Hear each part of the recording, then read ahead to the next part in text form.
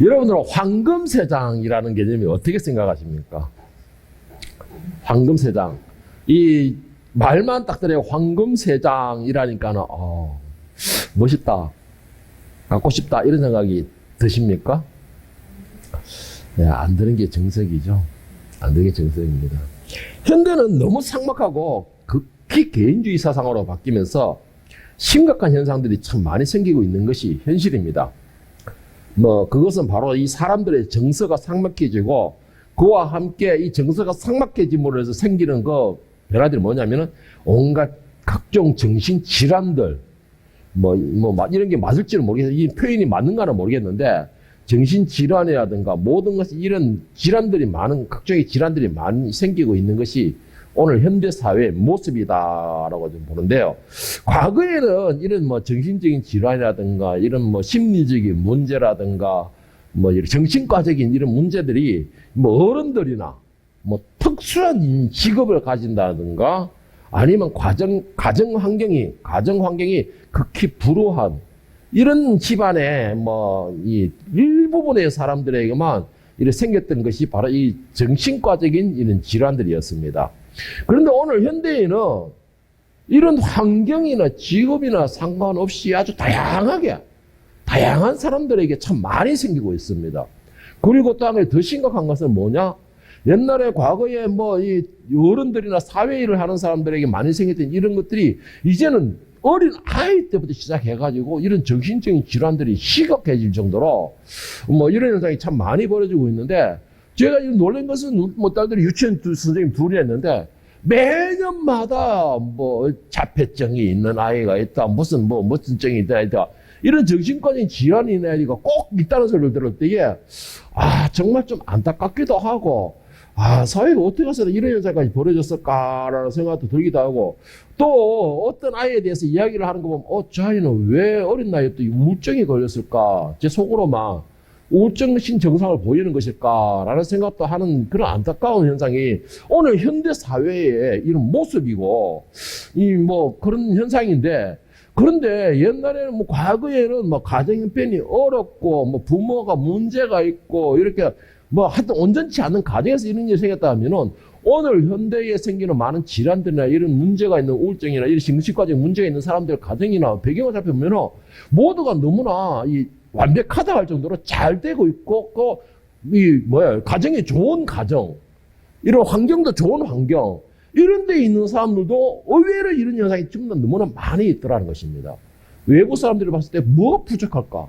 부족한 게 무엇이 있다고 저런 정신과 질환이 생기고 저런 모든 일이 생길까라는 현상이 많이 생기고 있는데, 이게 바로 오늘 저는 보기 때문에 현대병의 하나지 않나라는 생각을 합니다.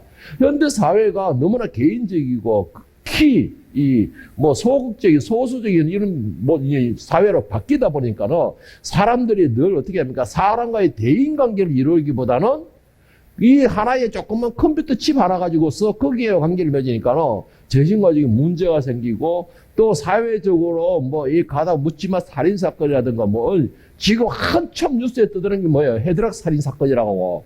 애인을 헤드락을 벌여서 사람을 죽였다 그러는데, 그런 사건이든 모든 것이 보면 정신과적인 문제에서 다 연결이 되어 있더라는 것입니다.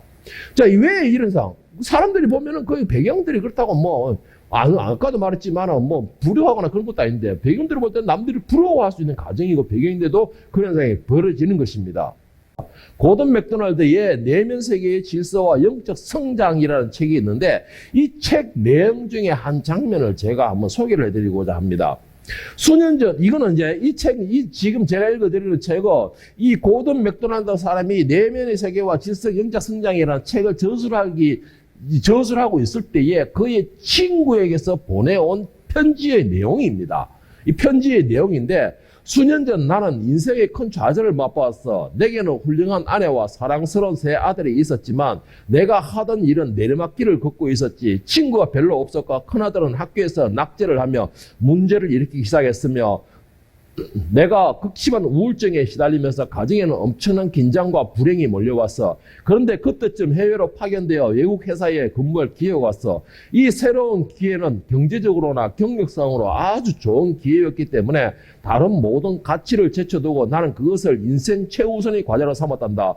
성진과 출세를 위하여서 온갖 나쁜 짓, 즉 죄된 짓을 저질렀지. 나는 가족에게 좋은 것, 정말해서 돈을 많이 벌어준다는 등을 선사한다는 이유로 그러한 잘못을 정당화했는데 결과적으로 나 자신과 가족을 속이고 나쁜 짓을 많이 한 거야. 이런 상황을 견딜 수 없던 아내는 아이를 데리고 미국으로 가버렸어. 그런데도 여전히 나는 내 안에 있는 문제들을 보지 못하고 있었어. 성공과 봉급, 또 경력 등 모든 것이 상승 기류를 타고 있었기 때문이지. 그런데 나는 그만 황금 세상에 갇히고 말았어. 외적으로는 굉장한 일들이 많이 일어나고 있었지만 내적으로는 모든 것을 잃고 있었어. 판단력과 결단력이 모두 약해졌지. 나는 여러 대안을 앞에 놓고 이리저리 저울질하기 일쑤였으나 한결같이 그 결과는 출세와 경력을 극대화시키는 방안을 택하곤 했어. 마음속으로는 무언가 크게 잘못되어 가고 있음을 잘 알고 있었지. 교회도 다녔지만 어떤 말씀도 귀에 들어오지 않아서 온통 나 자신의 세계에 갇혀 있었던 거야.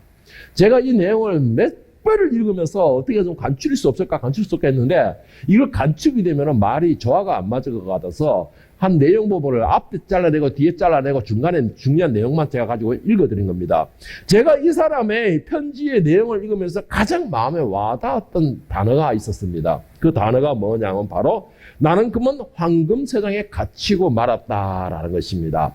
여러분, 황금 세상 우리가 겉으로 보기에는 화려하고 아름답고 정말 멋지죠. 금으로 만든 세상이라는데 그 안에 있는 새가 뭔가 존귀해 보이기도 하고 고귀해 보이기도 하고 그 황금 세상에 있는 것 그 자체만 가지고도 빛을 발하는 것처럼 보일 것입니다. 그런데 이 사람의 말이 무엇이며 겉으로는 화려해 보이고 다른 사람들을 보기에는 완전해 보이고 다른 사람들을 보기에는 부럽게 보이고 다른 사람들을 보기에는 능력이 뛰어나 보이고 다른 사람들을 보기에는 승승장구해 보이는 것 같은데 정작 결과적으로는 뭐예요? 그 사람은 나 자신은 세상에 갇힌 새꼬리야 이 말인 것입니다. 세상에 갇힌 새꼬리야 이 말인 것입니다. 그런 사람들이 보기에는 모든 것이 채워지고 모든 것이 갖추어지고 부와 명예와 권력과 힘 모든 것이 다 갖춰져 부름의 대상이 되었는데 왜 갇혔다 그럴까요?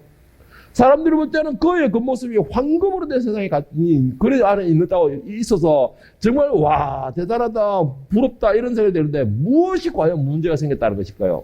그 문제는 내가 올라가면 올라갈수록 채워지면 채워질수록 가지면 가질수록 문제는 뭐예요? 내 내면적인 존재는 더 비폐해졌다라는 겁니다. 더 비폐해졌다는 것이요. 내 내면적인 영적 상태는 더 심각하게 삭막해졌다라는 것이고 그리고 인간의 본연의 인간성은 점점 잃어갔다 이 말인 것입니다. 그리고 더 심각한 문제는 뭔지 아십니까? 더 심각한 문제는 지금 내 자신이 하고 있는 모든 일이 죄악으로 인하여서 내 자신이 점점 더 시커매지고 악해져 가고 있고 내 행동으로 인하여서 내 주변은 피해를 보고 있고 내가 목적을 세우기 위하여서 그리고 이루기 위하여서 핑계되었던 정의와 공의라는 그 핑계 이것을 다른 사람들 위해서 여러 사람들 위해서 했다는 그 모든 일들이 다른 사람들이 희생을 강요했던 것이고 다른 사람들에게 피해를 줬던 이 모든 것이 죄로 여겨지는 것이 아니고 정당화가 되어버렸다는 것입니다. 정당화가. 내가 황금 세상을 가지기 위하여서는 너무나 많은 사람들에게 희생을 강요했다는 것이죠. 그런데 그 희생은 내가 고맙고 감사하고 미안한 마음을 가지게 하는 것이 아니고 이것은 이 세상을 가지기 위한 당연한 것이었다라는 정당화가 되어버렸다는 것입니다. 여러분, 제가 왜 이 말씀을 보고서 이런 생각을 했느냐? 우리 현대사회는 너무나 바빠요. 그리고 이루어야 될 목표도 너무나 많습니다. 그리고 또 가져야 할 것도 너무나 많이 있어요. 예를 들면 차도 있죠, 집도 있죠, 명예도 있죠, 예쁜 옷도 있죠, 너무나 많죠. 그런데 문제는 뭐예요? 이 모든 것을 가지기 위하여서는 누군가의 희생이 따라간다는 것입니다. 그러면 그 사람에 대하여서 감사한다든가 고마워한다는 것이 아니고 내가 이것을 가지기 위한 당연한 것이야 라는 거. 그 사람의 희생이나 그 사람의 뭔가 손해보는 게 있어야지만 내가 올라갈 수가 있다라는 당연하게 여긴다라는 것입니다. 오늘 고든 맥도날드에게 편지를 보냈던 이 친구가 바로 이런 마음이었다는 것이죠. 결국은 자신은 가족을 위하여 희생하고 가족을 위하여 봉사하고 왜? 내가 많은 봉급을 주고 우리 집이 가치가 높아지고 우리 가정의 그 지위가 높아지고 이런 것이 모든 것이 다 뭐예요? 너희들을 위한 희생이야 라고 했는데 정작 그 가족들은 피해를 받고 있었다는 것이죠. 그래서 결국 어떻게 됐다는 거예요?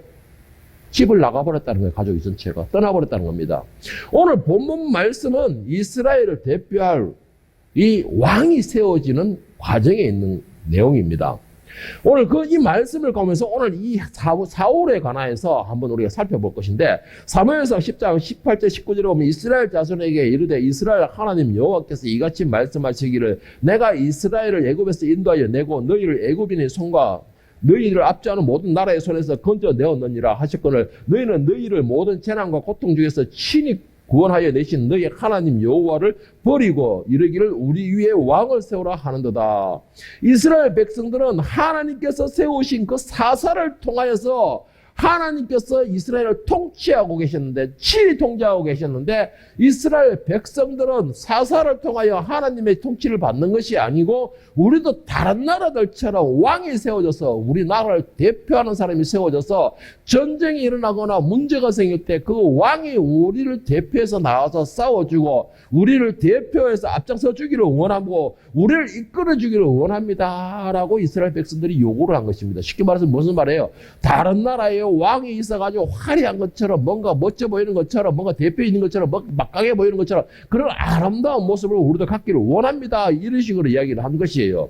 하나님께서 그 백성들의 이 요구에 하나님께서는 결국은 들어주시게 됩니다. 그리고는 최초의 이스라엘의 일대 왕이 세워지게 되는 것입니다. 그 왕이 세워지는 모습이 바로 오늘 본문의 말씀인데 오늘 처음으로 이 사울이라는 사람이 이스라엘 일대 왕으로 세워지게 되는데 여러분 여기서 제가 중요하게 여러분에게 한번 봤으면 싶은 내용이 뭐냐면은 사울이 왕으로 세워지기 전에 사울의 성품에 대한 겁니다. 사울이 왕으로 세워지기 전에 사울의 성품에 대해서 오늘 본문에서 엿볼 수가 있는데 사무엘상 10장 21절 24절에 보면 사울이 처음으로 왕으로 지명되었을 때의 사울의 모습입니다. 베냐민 지파를 그들의 가족별로 가까이 오게 하더니 마드리의 가족이 뽑혔고 그 중에서 기스의 아들 사울을 뽑혔으나 그를 찾아도 찾지 못한지라 그러므로 그들이 또 여호와께 묻되 그 사람이 여기 왔나이까 여호와께서 대답하시되 그가 진보다리들 사이에 숨었느니라 하셨더라. 그들이 달려가서 거기서 그를 데려오며 그가 백성 중에 선이 다른 사람보다 어깨 위만큼 컸더라. 사무엘이 모든 백성에게 이르되 너희는 여호와께서 택하신 자를 보느냐 모든 백성 중에 짝할 이가 없느니라 하니 모든 백성이 왕의 만세를 외쳐 부르니라. 사울의 사울의 모습은 자신이 가진 재능이나 외모나 모든 조건에 비하여서 겸손한 사람이었습니다. 겸손한 사람이었고 부끄러움을 타는 사람이었다라는 것이에요. 그리고 또 고든 맥도날드는 사울에 대해서 조사하고 그를 평가하기를 그는 은병가였다라고도 말을 하고 있습니다. 그리고 사람들에 대하여서 이 선동하는 능력이 탁월했다라고 평가를 하고 있어요. 고든 맥도날드는. 그러니까 사울의 지금 모습을 보면은 정말 완벽한 그 자체였습니다. 덩치도 일반 생선 유대인들보다 어깨 위가 컸다라고 했으니까 같이 있으면 볼록 튀어나오는 게 사울이라는 것이죠. 그만큼 이 외모도 준수하면서 아주 진짜 우리 요즘 아가씨들 보면 와라고 입이 쩍 벌어지는 대로 멋진 사람이었다라는 것이고 그리고 또한 그는 외모만큼이나 겸손했다라는 것이에요. 그런 사람이었다는 것이죠. 그러니까 그가 오직했으면 사람들이 사무엘이 제비뽑기에 추천해가지고 사울이 뽑혔을 때에 그 사울이 뽑힌 것에 부끄러움에 그 큰 덩치가 사람 어깨보다 그러면 얼마나 크겠어요. 그 큰 덩치가 진보다리 뒤에 숨었다라고 할 정도로 겸손하면서도 부끄러운 사람이 바로 이 사울이었다라는 겁니다. 그런데 이 사울이 이스라엘 왕으로 세워지고 왕으로 세워지면서 하나님의 영광이 사울과 함께하게 되고 그 영광이 사울과 함께함으로써 사울이 하나님의 권능을 이어받게 되고 그러고 나니까 그가 하는 모든 일에 승승장구가 되어버린 것입니다.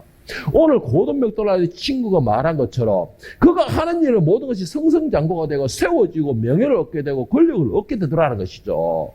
자, 이렇게 권력을 얻게 되고 명예를 얻게 되고 모든 것에 대하여 승리를 거두고 적군도 하다보다 전쟁을 하다 보면 묵질을 얻게 되고 모든 승리를 거두게 되니까 이 사울이 그 겸손함과 순진함이 없어지게 된 겁니다. 없어지게 된 것이에요. 사울의 처음 모습에 겸손함과 부끄러움이 없어지고 그에게 왕으로서 사람들에게 존경과 영광과 친송과 모든 것이 임하게 되니까는 사울 자신도 모르게 그 영광과 칭송이라는 세상 속에 자기를 가둬버리는 것입니다. 가둬버리는 것이에요. 자, 가둬버리고 나니까 어떤 현상이 벌어지게 됩니까? 자기가 그 영광을 잃지 않기 위하여서 아둥바둥하게 됩니다. 지금 말해서 무슨 말이에요? 오늘 아까 제가 말씀드린 것처럼 화려하고 아름다운 그 세장 안에, 황금 세장 안에 자신도 모르게 자기가 가둬진 것이에요. 그리고는 그 황금 세장, 그래봐 황금으로 만들어봤자 세장일 뿐인데, 황금으로 만들고 빛을 나봤자 자신을 가두고 있는 세장일 뿐인데, 그 황금 세장이 자신의 아름다움을 빛을 내주는 것처럼 보여서 그 세장을 스스로 갇히게 되었고, 그 세장을 빼앗기지 않으려고 아둥바둥하게 되는 것입니다. 이게 사람들의 모습이에요. 얻으면 얻을수록 가지게 된 잘못된 모습이다라는 것이죠. 그것들은 화려해 보이고 모든 사람의 부름의 대상이 되고 빛을 발하는 황금 덩어리일지 모르지만 결국은 뭐예요? 결국은 그 안에 갇힌 새 꼴밖에 되는 거예요. 그건 뭐예요? 자유가 없다라는 것입니다. 자유가 없다라는 것이에요. 내 마음대로 할 수 있는 것이 없고 새가 날개가 있으면 또 날아갈 데가 없고 할 수 있는 게 없다라는 것입니다. 그 증거가 뭐예요? 사울이 자기 자신을 자신도 모르게 아름다운 황금 세작에 자신을 가뒀다는 그 증거가 뭡니까? 작은 것에 질투가 일어나게 되고 그 질투로 인해서 자신을 가두고 있는 그 세상을 빼앗기지 않을까 하는 두려움을 쫓기게 됩니다. 두려움을 쫓기게 돼요. 그 세상을 빼앗기지 않을까 하는 두려움이 시작인데 그 질투가 뭐예요? 다윗으로부터 시작하게 됩니다. 자, 사무엘상 18장 6절 9절을 보면은 이 사울이 다윗을 시기하면서 두려워하는 장면이 나옵니다. 그 말에서 쫓기는 장면이라는 것이죠. 무리가 돌아올 때에 곧 다윗이 블레셋 사람을 죽이고 돌아올 때 여인들이 이스라엘 모든 성읍에서 나와서 노래하며 춤추며 소고와 경세를 가지고 왕 사울을 환영하는데 여인들이 뛰놀며 노래하여 이르되 사울이 죽인 자는 천천히요 다윗은 만만히 한지라. 사울이 그 말에 불쾌하여 심히 노하여 이르되 다윗에게는 만만을 돌리고 내게는 천천만 돌리니 그가 더 얻을 것이 나라 말고 무엇이 있겠냐. 그날 이후로 사울이 다윗을 주목하더라. 사울의 입장에서는 만약에 그 세장 안이 안 갇혔더라면요 다윗이라는 그 장수를 얻은 것에 대해서 오히려 더 어깨가 높아져야 정상인 것입니다. 더 높아져야 정상이에요. 세장 안에 갇히지 않았다면 왜 그럴까요? 다윗이 그만큼 멀리 나라가 물려가서 자기 인맥이 그만큼 넓어지기 때문에 그렇겠죠? 다윗이 높이 나면 높이 날수록 그만큼 자기의 힘이 더 강해지기 때문에.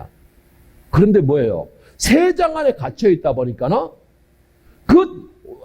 거기에 자유롭게 날아다니고 힘을 발휘하고 높이 날아다니는 그 다윗을 보고서 불안하게 맞은 겁니다. 이 세상을 빼앗기지 않을까.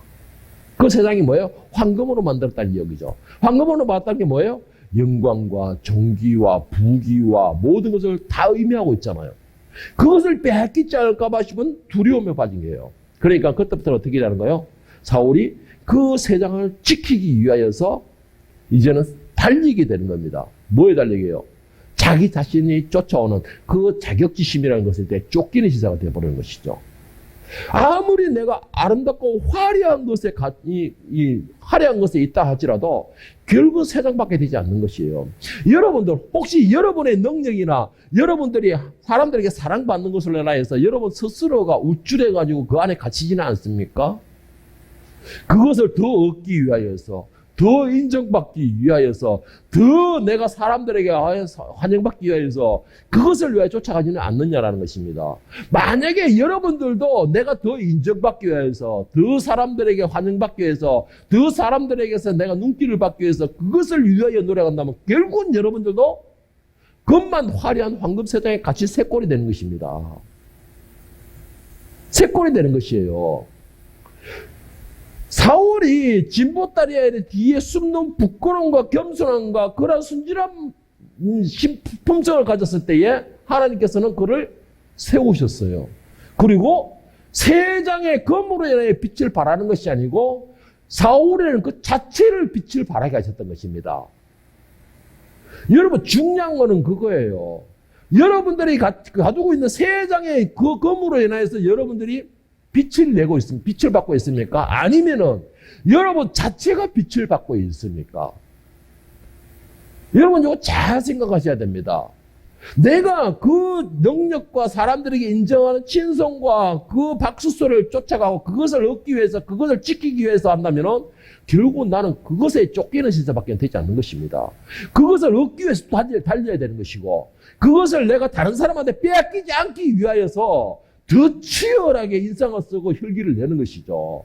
그러나 그것에서 자유롭고 나는 내 할 일만 열심히 할 뿐이고, 내가 내 맡은 것에 대하여 성과를 낼 뿐이고, 나는 내 맡은 것에 대하여서 완성을 했을 뿐인데 사람들이 나를 세운다. 그거는 내 자신이 빛을 내는 것이죠.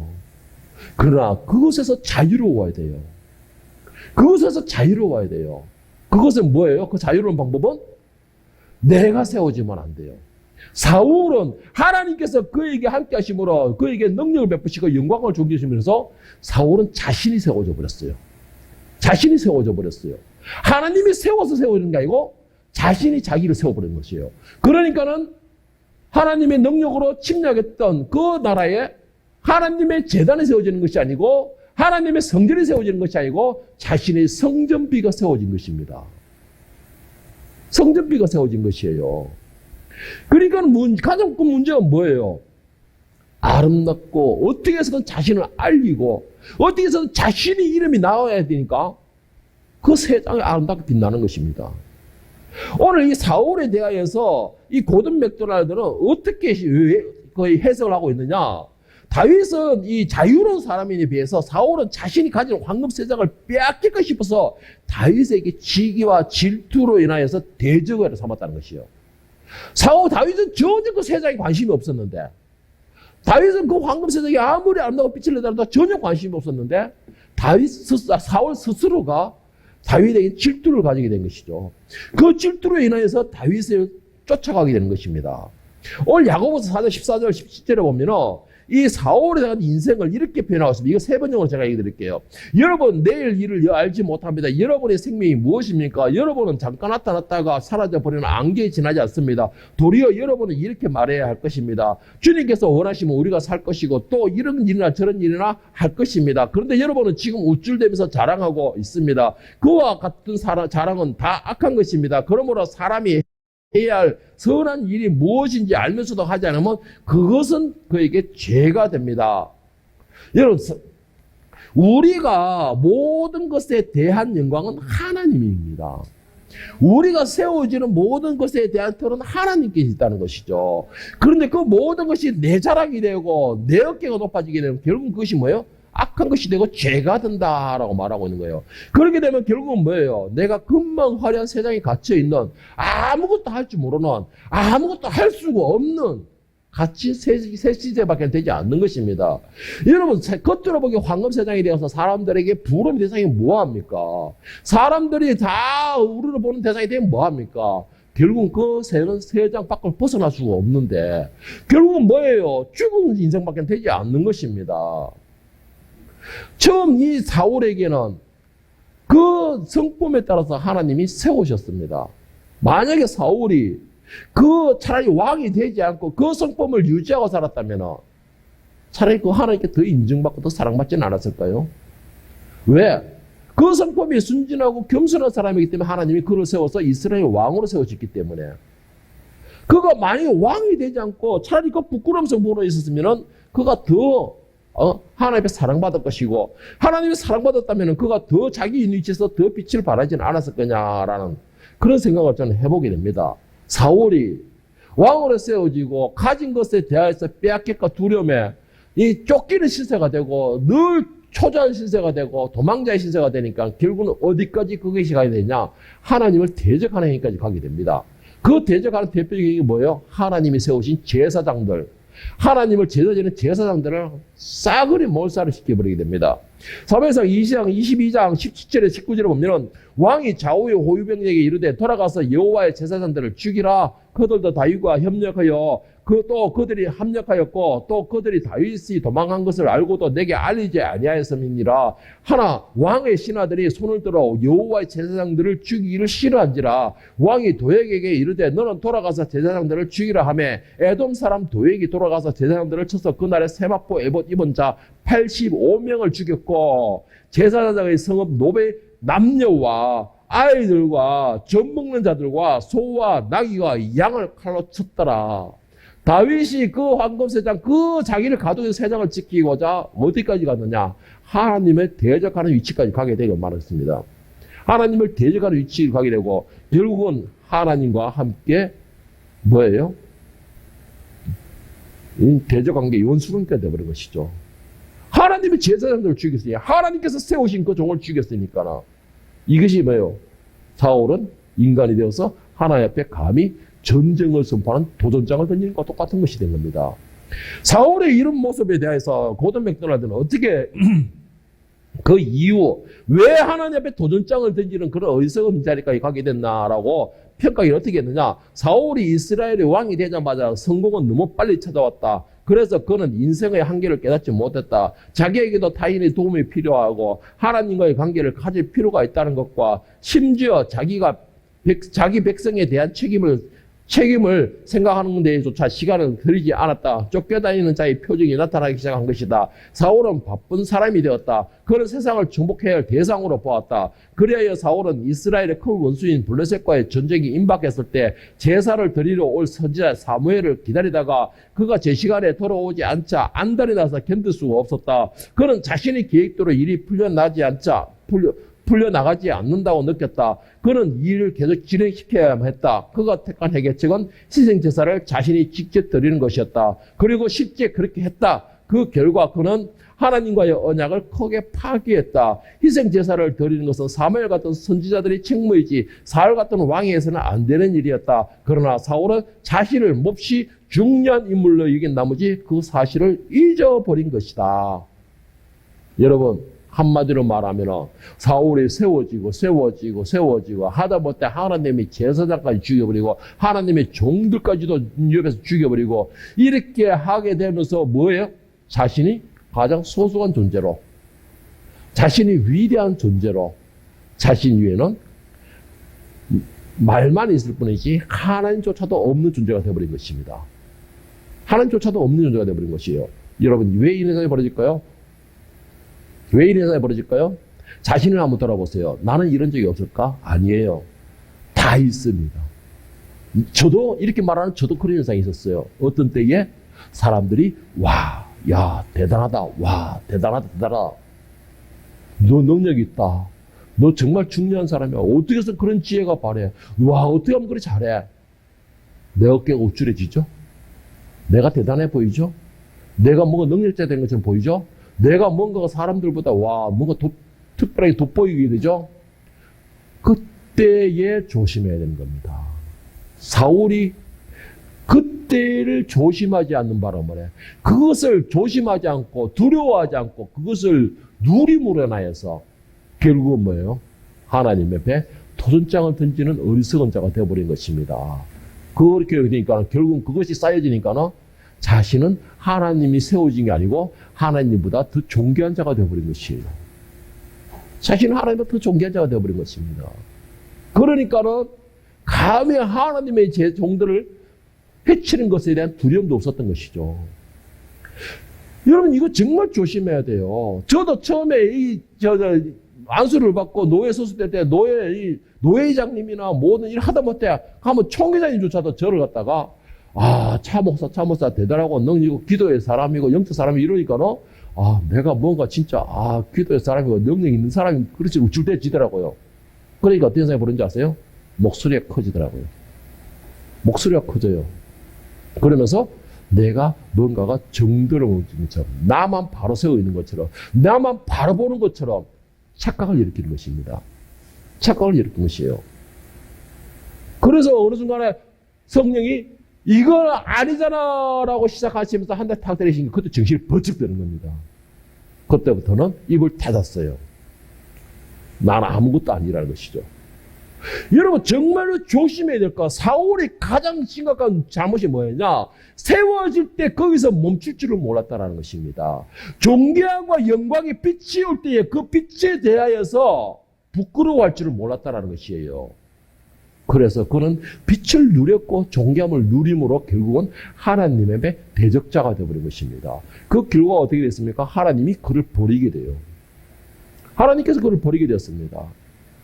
결국은 그는 황금 세장 안에 갇혀가 사람들에게 볼 때는 아름답고 화려하게 보이는 건 불에 대해서 될지 모르지만 결국 그 세장 안에서 날지 못하고 화려하게 날개 한번 제대로 못 펴고 죽는 비참한 최후가 되는 것이에요. 여러분, 세상의 게 아무리 아름답고 세상의 것이 아무리 화려해 보이고 세상의 것이 아무리 웅장해 보일지라도 결국은 이 세상은 조금 큰 세상에 불과합니다. 세상에 불과해요. 여러분들이 이 땅에서 어떻게 벗어날 수 있습니까? 이 땅에서 벗어날 능력이 있습니까? 없어요, 아무도. 그러나 이 땅에서 벗어날 수 있는 방법은 내가 성령의 사람이 되고 하나님의 사람이 되는 것이에요. 하나님의 사람이 되고 하나님의 영광을 얻게 되면, 하나님의 영을 얻게 되면, 하나님의 권능의 그 성령의 사람이 되면은 성령의 힘으로써 우리가 영원한 나라를 돌아갈 수, 소망을 할 수가 있는 것이에요. 영원한 나라로 날개짓을 할 수가 있는 것입니다. 세상을 벗어날 수 있는 방법이 뭐냐? 내가 겸손하게 하나님의 영으로서 내가 하나님의 사람이 되는 것입니다.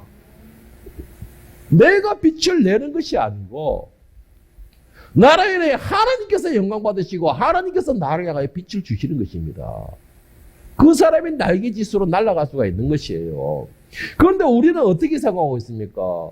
그냥 내가 가지고 있는 이 세상만 화려하면 그것을 다 내가 이루은 것처럼 생각하고 있는 것이고 그것이 내 모든 것인 줄 착각을 하고 있는 것이죠. 여러분, 그 세상 안에서 그 세상으로 만족하게 되면 그 세상으로 결국은 하나님께서는 버림받게 돼요. 그 아름답고 화려한 것에 대하여서 여러분, 저와 이 자리에 있는 여러분들만큼은 최선으로 이 땅에서 세워지는 그 허울, 이 땅에서 보이는 그 아름다운 나를 비추는 게 아니고 세상을 비추고 있는 그 빛으로 만족하지 마시기 바랍니다. 그것으로 내 위안을 삼지 말기를 바랍니다. 그것이 내 위안이 되고 그것이 내 만족이 되고 그것이 내가 정당화가 된다면 결국은 그만큼 정당화가 되고 만족하는 만큼 내 영적 상태는 비폐해지는 것입니다. 아까 이 고든 맥도날드 그 친구처럼 죄를 여겨지지가 않는 것이에요. 정당화가 되어버린 것입니다. 하나님의 말씀은 그냥 책이에요. 흘러가는 이스라엘 역사밖에 되지 않는 것입니다. 왜 그럴까요? 어차피 세상이 나를 보호해준다는 생각을 하고 있으니까. 세상이 나를 보호해준다는 생각을 가지고 있으니까. 그래봤자 세상이에요. 자기가 가진 그 부와 명예와 지위와 그 화려함이 나를 보호해줄 걸 생각하니까는. 그러니까는 내면의 세계에 대해서는 관심이 없는 것입니다. 관심이 없는 것이에요. 눈앞에 보이는 그 세상 안밖에는 보지 못하는 것이죠. 그 세상 안에 보이면 세상 밖에는 어떤 것이 있습니까? 나를 삼킬 것도 있지만 더 높이 날아가는 영광에도 있다는 것입니다. 여러분들은 어떤 것을 원하십니까? 세상 안에 있다가 세상에서 그냥 죽기를 원하십니까? 아니면은 저 밖에 있는 정말 아름답고 화려한 것을 위해서 하나님이 세우시고 하나님께서 높이 올리시는 그 아름다운 영광스러운 모습을 묻기를 원하십니까?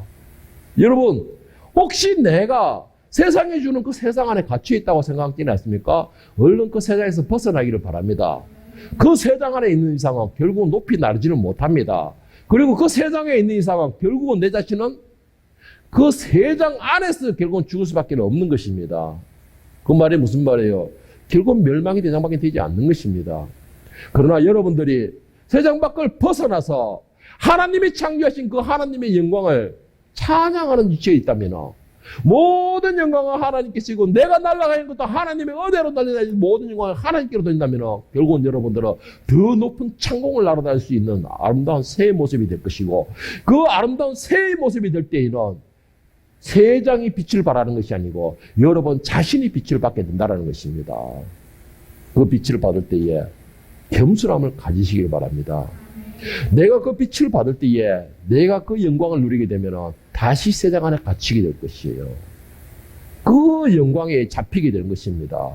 그 존귀하면 올무에 갇히게 되는 것이에요. 그 부라는 그 명이 그 덫에 갇혀서 결국 세상 안에 다시 갇힐 수밖에 없는 것입니다.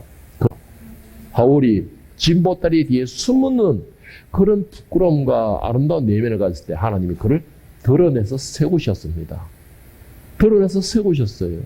그리고 백성들에게 왕이 만세라고 영광과 존귀의 빛을 발아받게 하신 것입니다.